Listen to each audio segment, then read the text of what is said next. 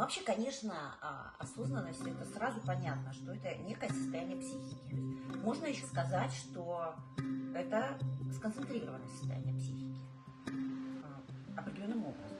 Определенным образом сконцентрированное состояние психики. Какая концентрация ведет действительно к улучшению человеческой жизни, да, и к решению проблем. А какая концентрация, наоборот, может быть, стать большой проблемой. Вот здесь, наверное, у людей понимания нет. То есть здесь какая-то общая, такая просто красивая тема, которая всем нравится.